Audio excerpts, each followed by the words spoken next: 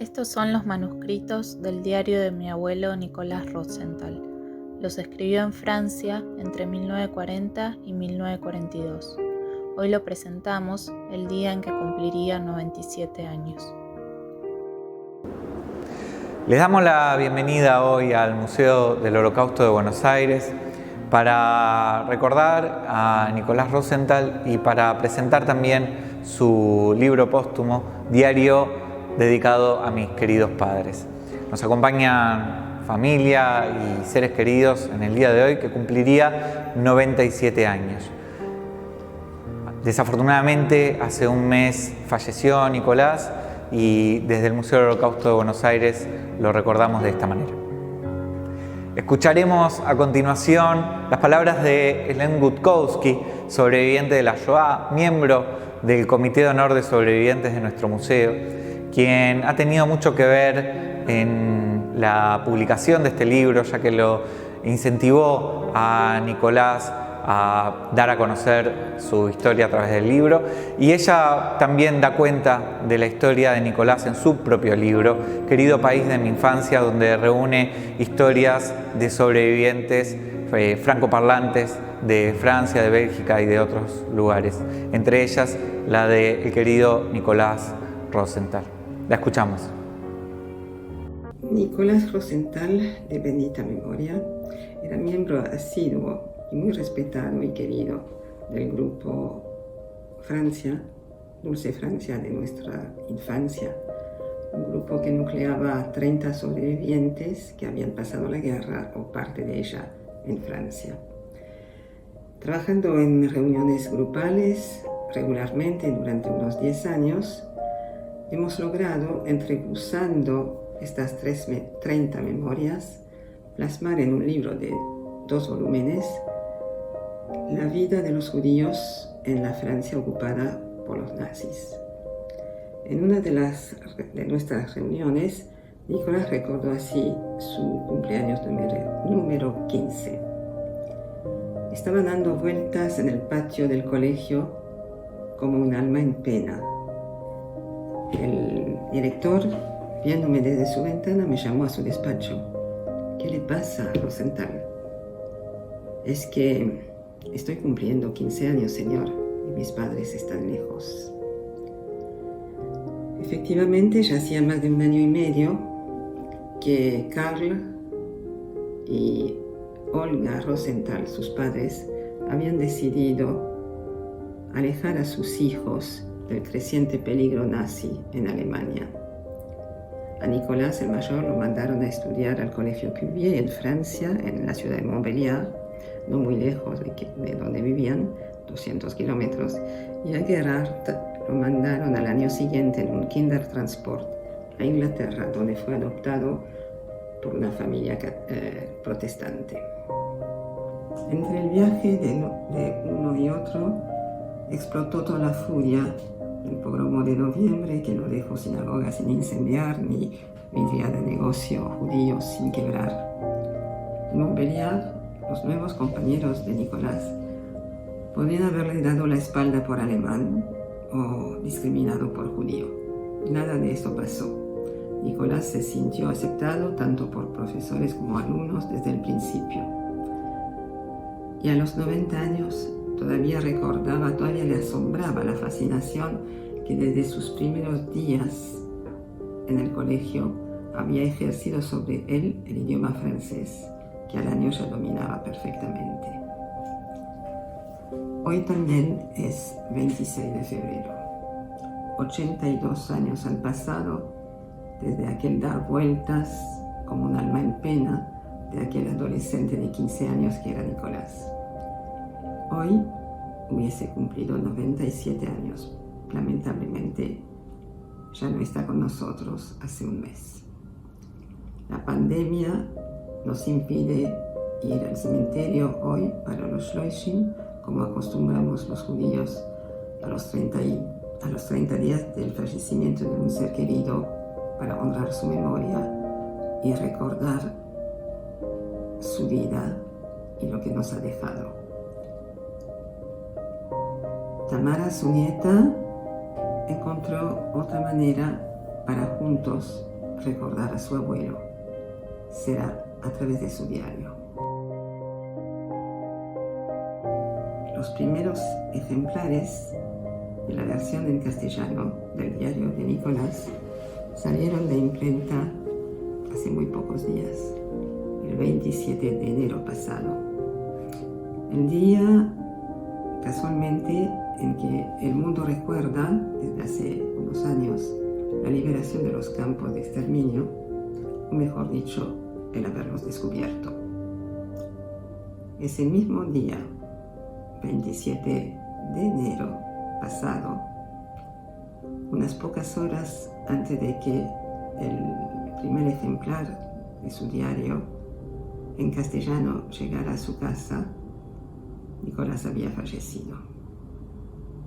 ¿Simple casualidad o fue una elección suya abandonar este mundo ese día? Nunca habrá respuesta para esta pregunta. Otra pregunta me persigue. ¿Por qué no supimos antes de la existencia de este tan valioso documento que es el diario de Nicolás? Supongo que por la modestia que caracterizaba a este hombre, que nunca hacía alarde ni de su cultura ni de los sufrimientos endurados. Nicolás era una persona afable, atenta, galante, siempre preocupado por las noticias de la Argentina y del mundo, en realidad cada vez más preocupado.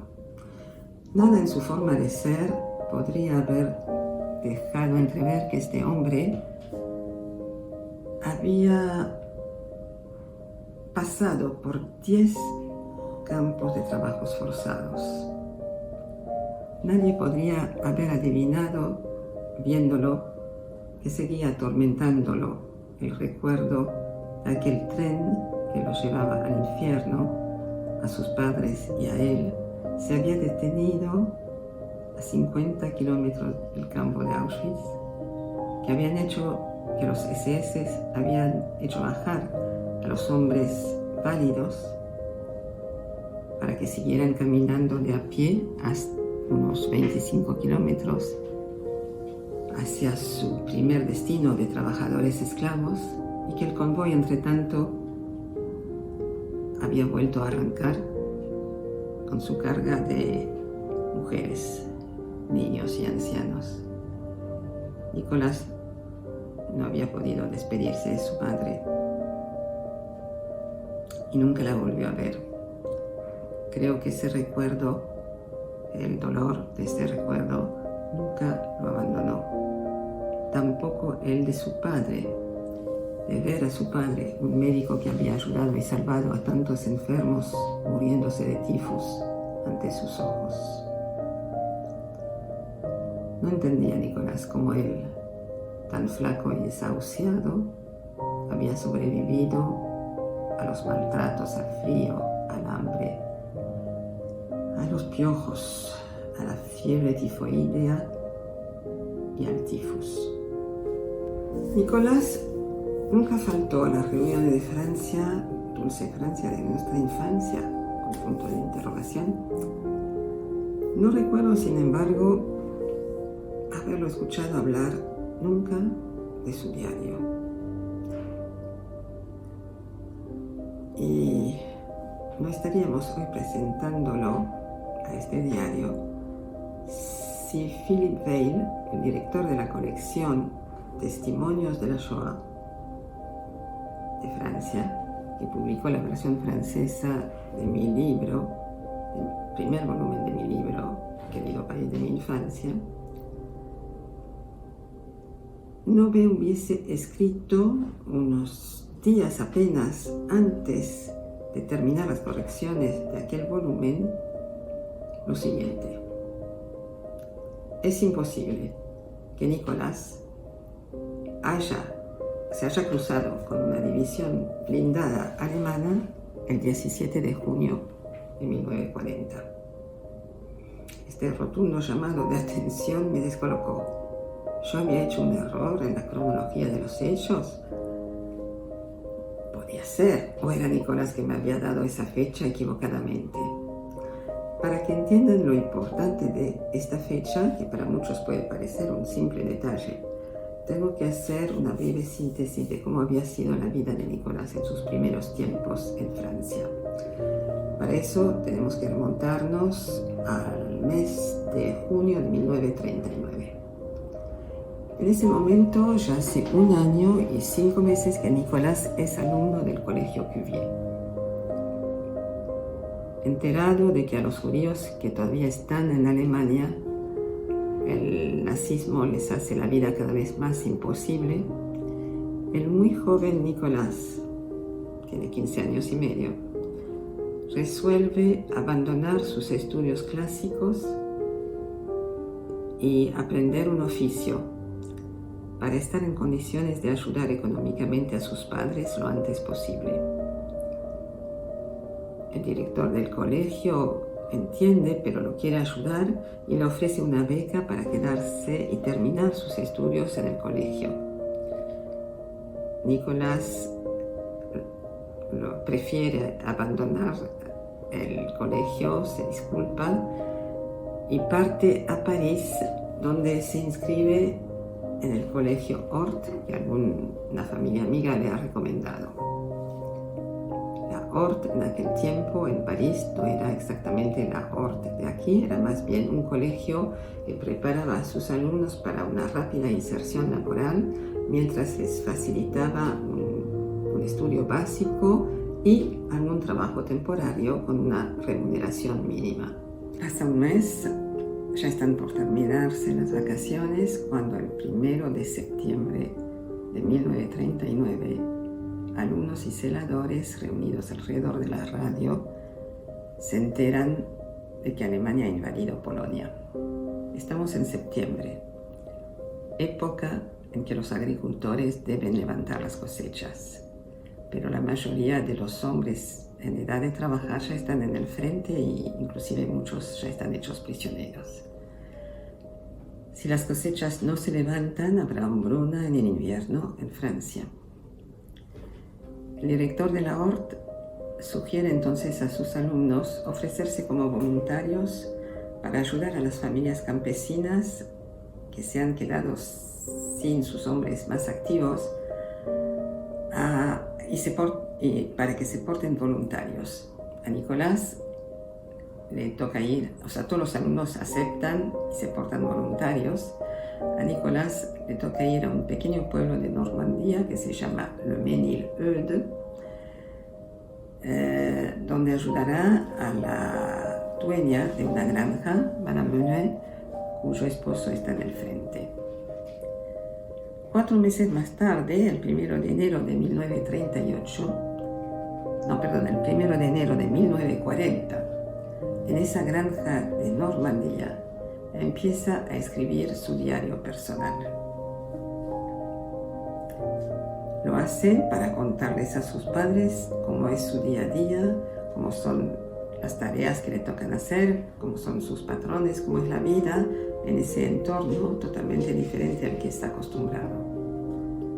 Paralelamente también comenta el desarrollo de la guerra. Escribe en francés. ¿Qué lo lleva a Nicolás a escribir su diario en francés cuando este está dedicado a sus padres y que ellos no entienden el francés? La interpretación que de esta elección hace Michel Lafitte, el historiador de la Fundación de la Memoria para la Shoah, que tuvo a su cargo la corrección del diario de Nicolás en francés desde el punto de vista histórico, dice: escribirlo en francés es una elección de ruptura con una patria de origen corrompida por el nacionalsocialismo.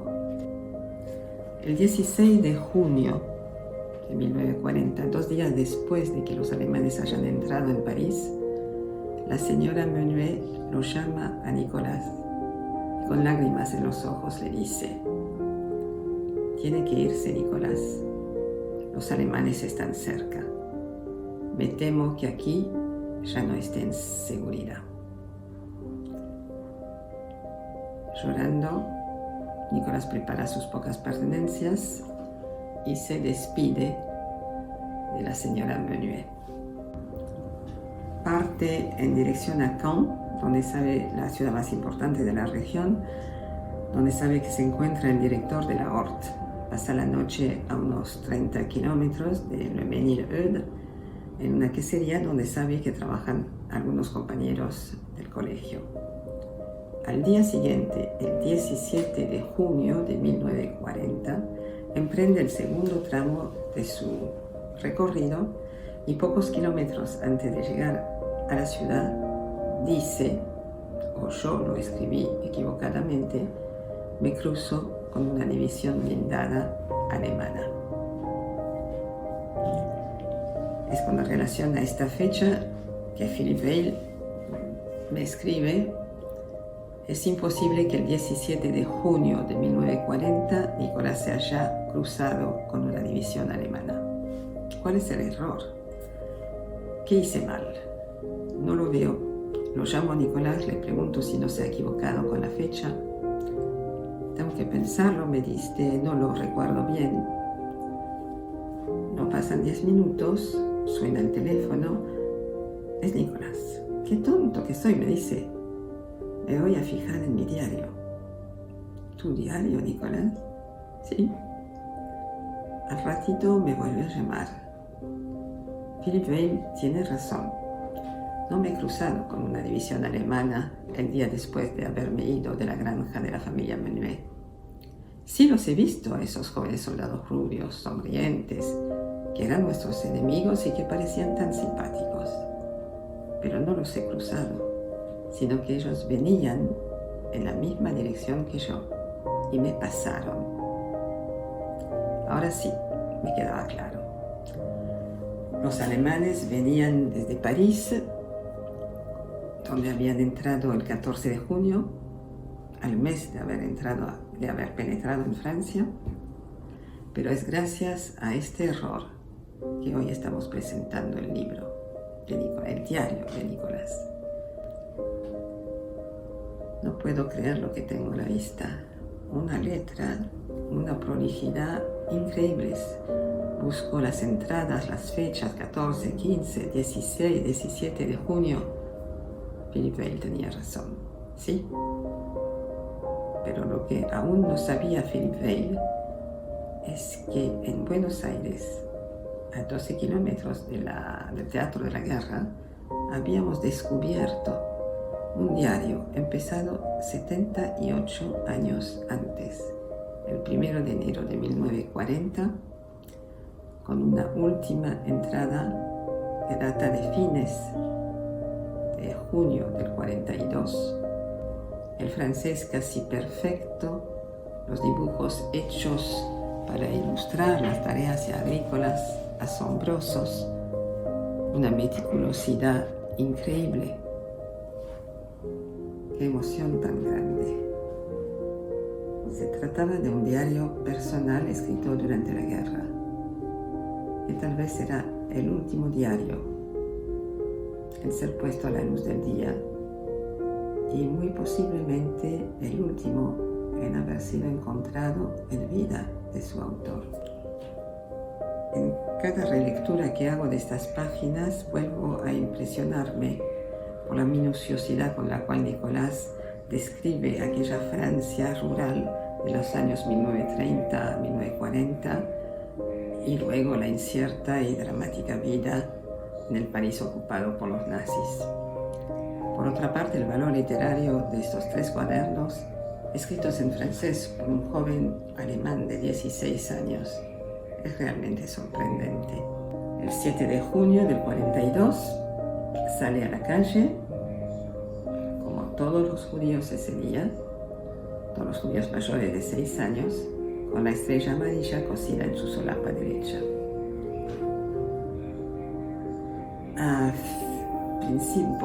Unos días más tarde, a principios de julio del 42, llegan rumores de que el ocupante nazi junto con la policía francesa están preparando una redada de proporciones nunca vistas. Nicolás que hace tiempo quiere intentar pasar a la zona libre para llegar al campo donde están confinados sus padres, que han sido expulsados de Alemania en octubre del 40, junto con 6.000 otros judíos. Entiende que el momento ha llegado de abandonar París. Sale sin avisar a las autoridades del colegio, cruza la línea de demarcación, lo logra sin problemas y ya en zona libre es bastante fácil llegar al campo de Rivesaltes, cerca de la frontera española, donde sus padres y parte de su familia están confinados. Hace 4 años que no ve a sus padres, está desesperado por reencontrarse con ellos. ¿Cómo fue el reencuentro de Nicolás con sus padres? Muy triste. Como también lo fue para Nicolás tomar contacto con la dura realidad de los campos de confinamiento del sur de Francia. Sin duda que en algún momento les habrá mostrado a sus padres sus cuadernos y les habrá explicado la ilusión que tenía de vivir después de la guerra en Francia junto con ellos y su hermano. El reencuentro solo duró 2 meses en ese entorno que el joven no se había imaginado, hasta que a pesar de las promesas de las autoridades del campo, llega el día de la deportación de la familia. El primer tramo del viaje al infierno es Rivesaltes-Drancy. Después, 3 días en Drancy y el segundo tramo, Drancy-Auschwitz. En el tren que los lleva del campo de Rivesaltes a Drancy, Nicolás con su madre se acercan a uno de los gendarmes franceses que los vigilan. Le explican lo que son estos diarios, estos cuadernos, y se los entregan, rogándole expresamente hacerlos llegar a unos amigos de la familia que viven en la ciudad lorena de Metz. El gendarme promete que lo hará. El hombre respetó su palabra. Cuando llegó a su casa, empaquetó los diarios, los llevó al correo, los franqueó y los despachó a la ciudad de Metz, donde los recibieron los amigos de los Rosenthal. 3 años después, a su vuelta de deportación, Nicolás, quien había memorizado la dirección de estos amigos, les escribió y recuperó sus diarios. Fue gracias a ese hombre francés, de quien nunca supo el nombre, que Nicolás recuperó su diario. El 8 de mayo de 1945 es el fin de la guerra y es también el fin del cautiverio de Nicolás. Después de haber perdido todo deseo de vivir y hasta de haber intentado dejarse morir, Nicolás es liberado ese día por los rusos. Repatriado a Francia unos meses después, logra reencontrarse con Margot, la compañera de colegio que él amaba en silencio desde sus 13-14 años. Ella sobreviviente también, pero del campo de Lenzing, donde habían fallecido sus padres. Se casan en Estrasburgo. A los 2 años nace su hija Sylvie y 2 años después llegan a la Argentina. Sylvie fue compañera nuestra durante un tiempo, compañera de generación de la Shoah, pero lamentablemente falleció hace unos 10 años. Tamara, la hija de Sylvie y la nieta adorada de Nicolás, es quien tuvo la idea de presentar el diario de su abuelo hoy, en el día en que hubiese cumplido 97 años. Gracias, querida Tami. Muchas gracias, Hélène.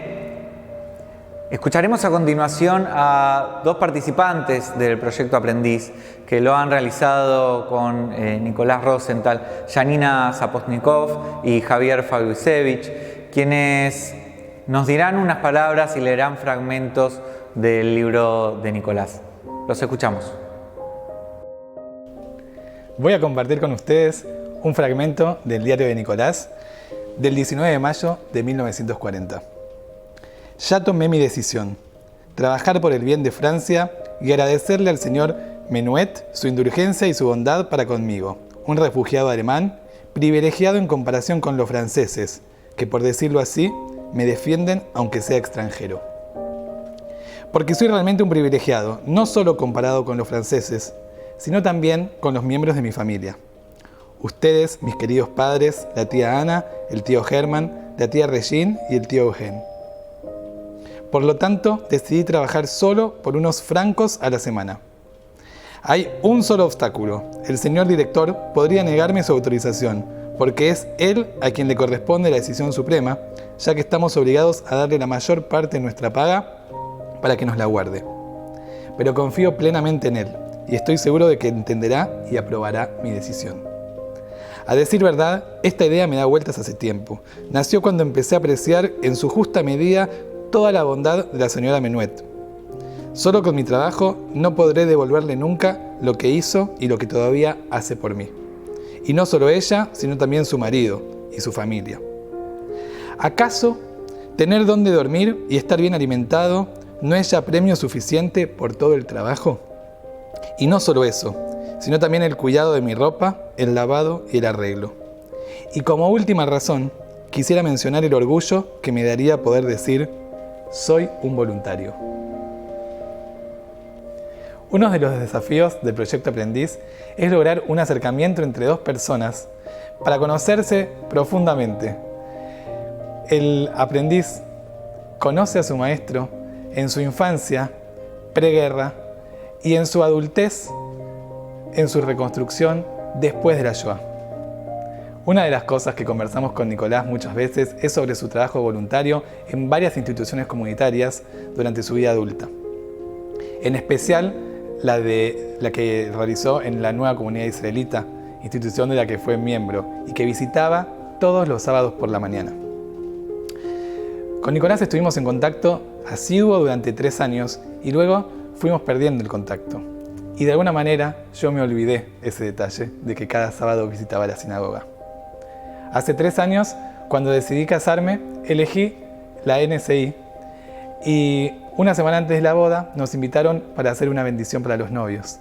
Allí fui con mi esposa y nuestros padres. Recibimos la bendición, el rabino estaba hablando y a continuación invitaron a Nicolás.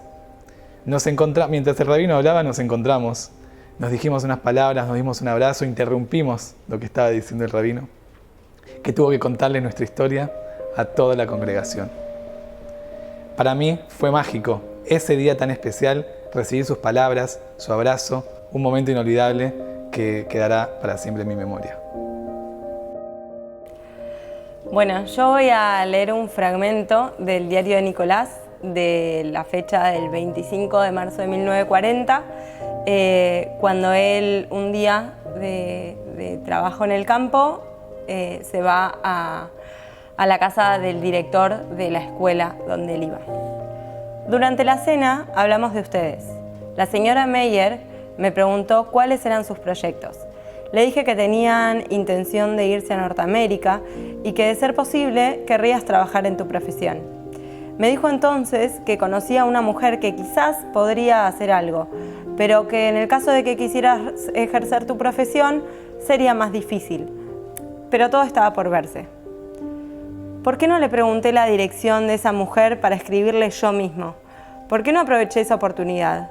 Porque no sé decidirme, porque tengo miedo, porque no sé cómo aprovechar las oportunidades que se me presentan.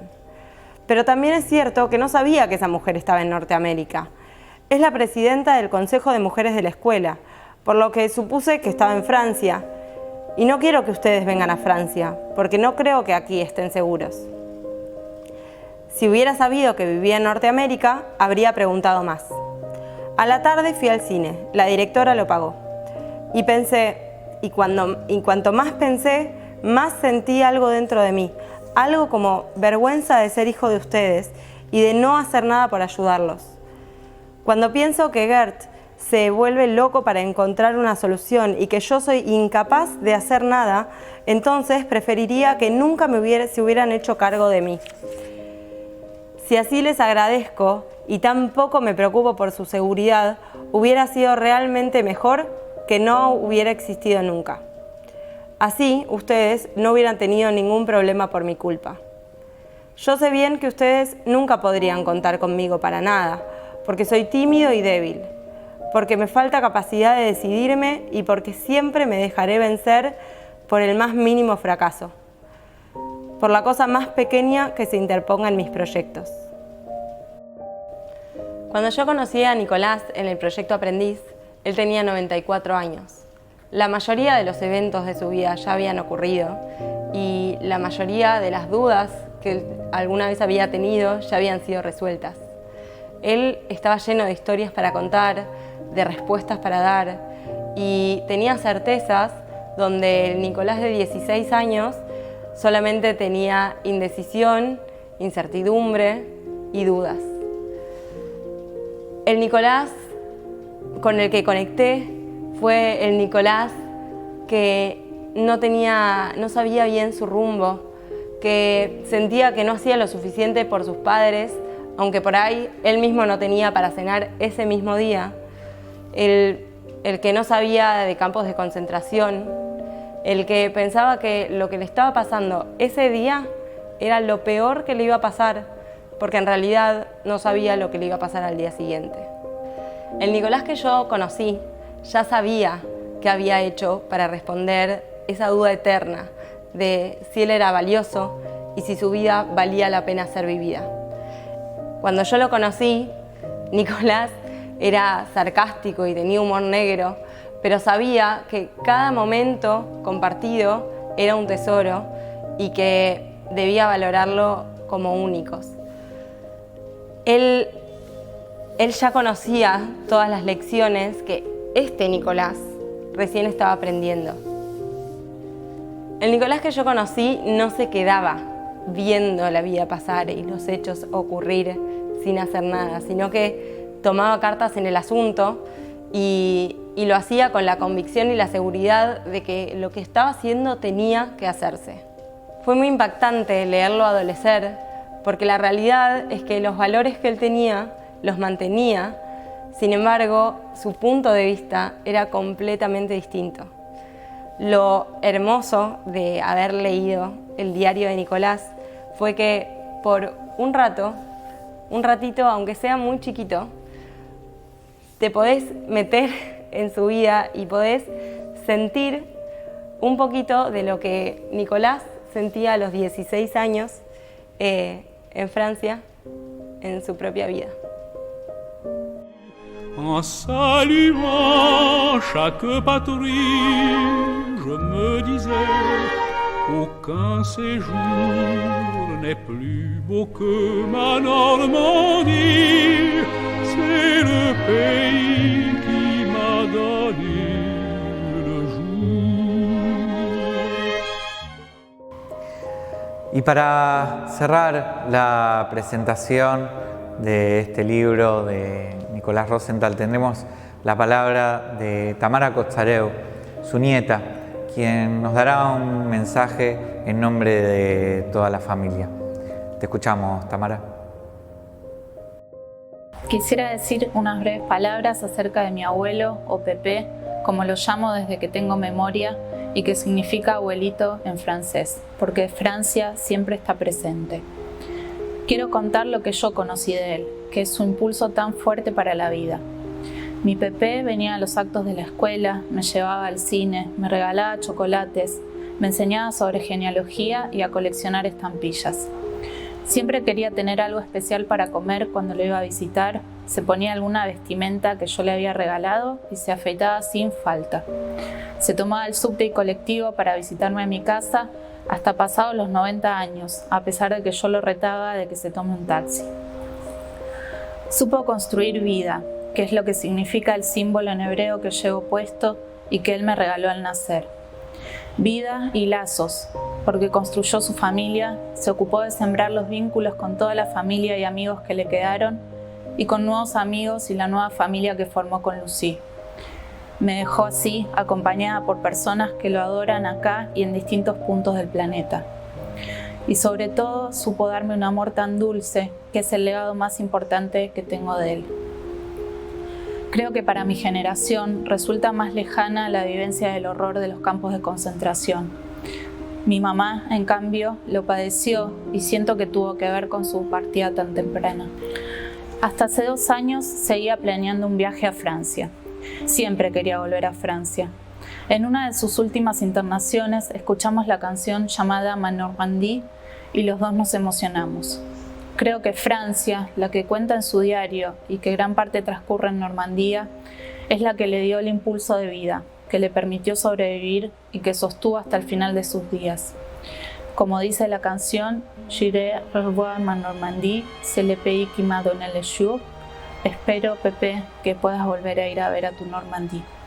Il est un âge dans la vie où chaque rêve doit finir, un âge où l'âme recueillie a besoin de se souvenir.